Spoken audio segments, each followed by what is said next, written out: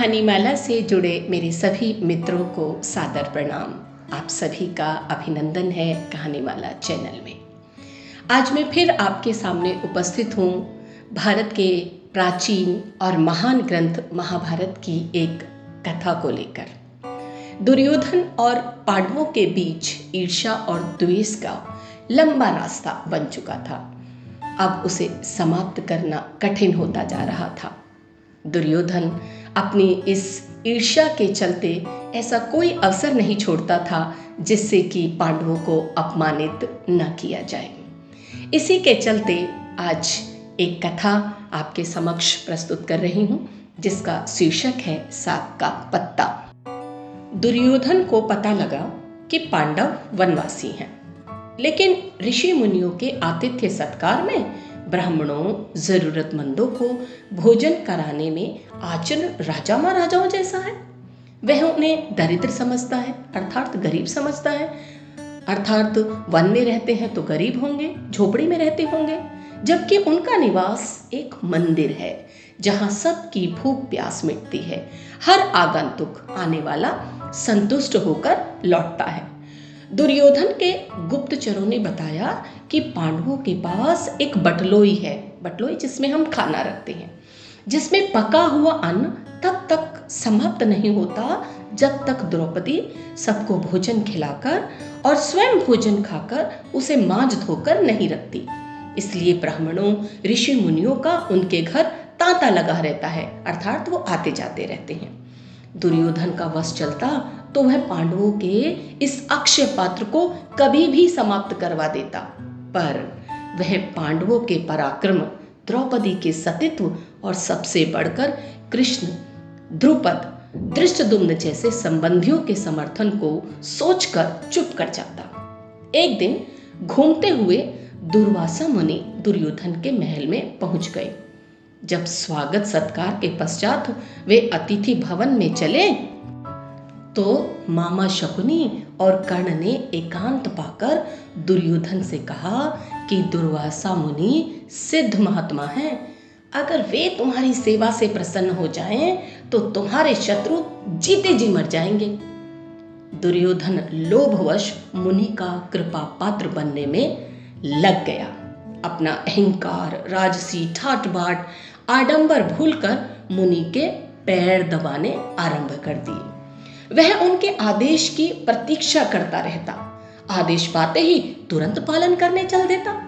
यद्यपि दुर्योधन के मन में न तो श्रद्धा भाव था और न ही सेवा और समर्पण, परंतु वह एक श्रद्धालु का स्वांग रच रहा था। स्वांग मतलब नाटक।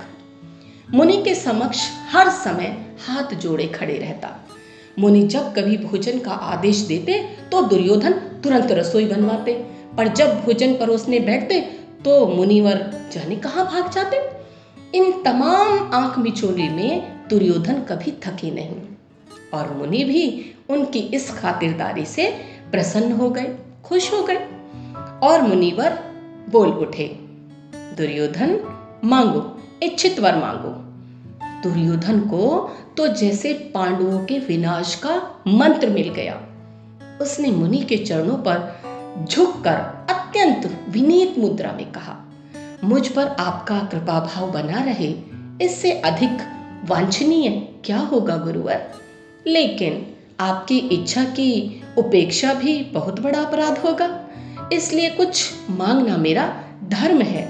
हे प्रभु, मेरी विनती है कि आप मेरे ज्येष्ठ भ्राता युधिष्ठिर के घर भी पधारें। जब द्रौपदी भोजन से निपटकर शयनागार में हो, अर्थात सोने चली जाए। दुर्योधन के छल प्रपंच को मुनि समझ गए। महात्मा थे भाई, पर वे वचनबद्ध थे। इसलिए उन्होंने दुर्योधन से कहा, तूने मुझे प्रसन्न किया है, इसलिए युधिष्ठिर के घर में अवश्य जाऊंगा, लेकिन यह नियमों के विपरीत है। पांचों पांडव भोजन से निवृत्त हो चुके थे और द्रौपदी भी भोजन कर अपने अक्षय पात्र को मांज कर धोकर रख चुकी थी। वह शयनागार में थी कि बाहर मुनि दुर्वासा आ पहुंचे।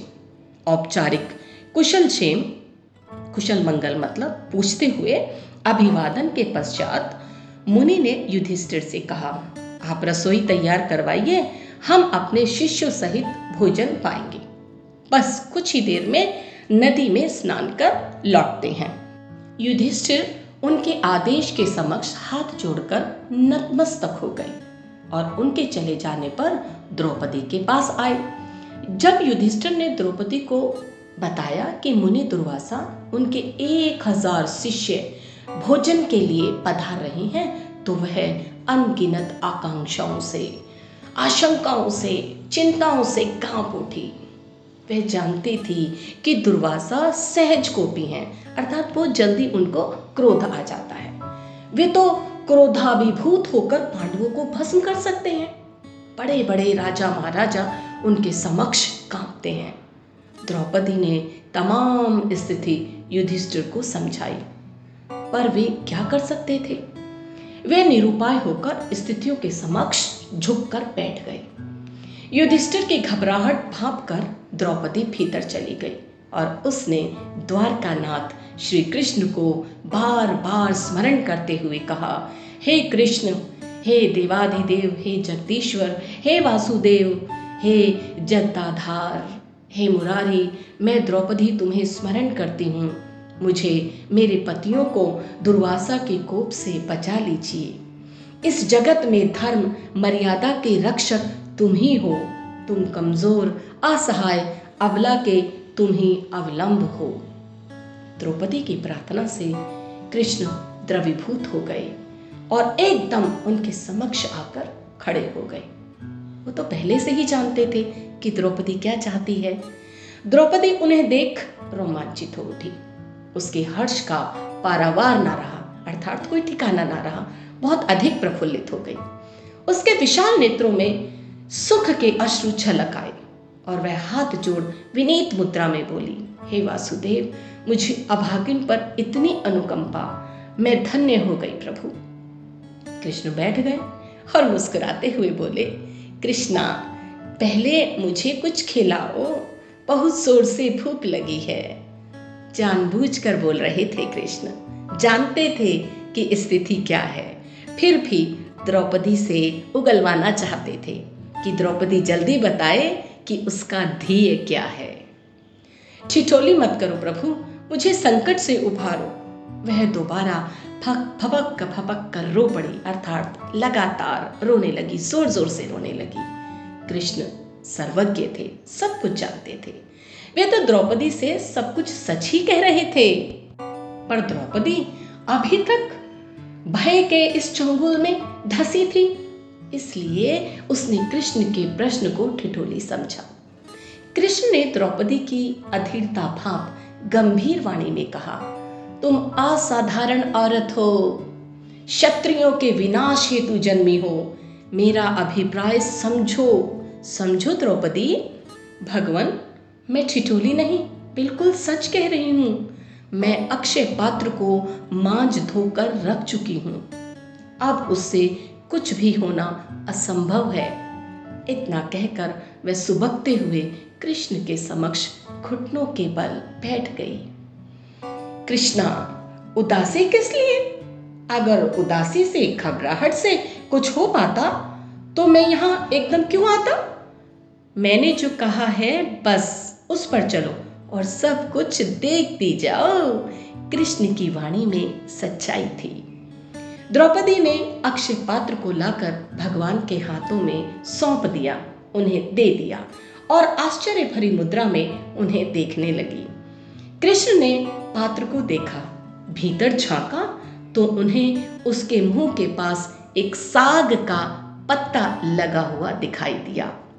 बस फिर क्या था, उनके चेहरे पर मुस्कान थिरक आई और उन्होंने उस पत्ते को लेकर कहा, समस्त जगत के अधिपति इस साग के पत्ते से तृप्त हों, अर्थात उनकी भूख मिट जाए। तदंतर उन्होंने द्रौपदी को प्रसन्न मुद्रा में कहा, देखो मेरा पेट भर गया है। भीतर से तृप्ति बताने वाली डकारें आ रही हैं। बाहर से पांडव आ गए और उन्होंने एकदम श्री कृष्ण को देखा। औपचारिक कुशल क्षेम के पश्चात कृष्ण ने तमाम विवरण पांडवों को बताया और फिर सहदेव से कहा, भाई सहदेव, तुम मुनि और उनके शिष्यों को जल्दी बुला लाओ। जब भगवान कृष्ण ने साग के पत्ते से सबको तृप्त होने की आकांक्षा की तो मुनियों को लगा उनकी तृप्ति हो गई और उनके पेट में तनिक भी भूख नहीं है, क्योंकि भगवान कृष्ण तो कह चुके कि समस्त जगत के अधिपति इस साग के पत्ते से तृप्त हो जाएं। मुनि दुर्वासा भी समझ गए कि यह पांडवों के शुभ आचरण का ही प्रभाव है। उन्होंने सभी शिष्यों से कहा, जब तक युधिष्ठिर बुलाने आए उससे पहले ही भाग चलो। मुझे भगवान के भक्तों से भय लगता है, बहुत डर जाता हूं मैं। पहले अम्बरीश से मुश्किल से बचा हूं और अब युधिष्ठिर तो साक्षात धर्म के अवतार हैं। सहदेव कई घाटों पर ढूंढते फिरे, पर सब जगह उन्हें मुनियों के भाग जाने का समाचार मिला। द्रौपदी ने भगवान की प्रार्थना की और पांडवों पर अपना वरद हस्त रखने का आशीष मांगा।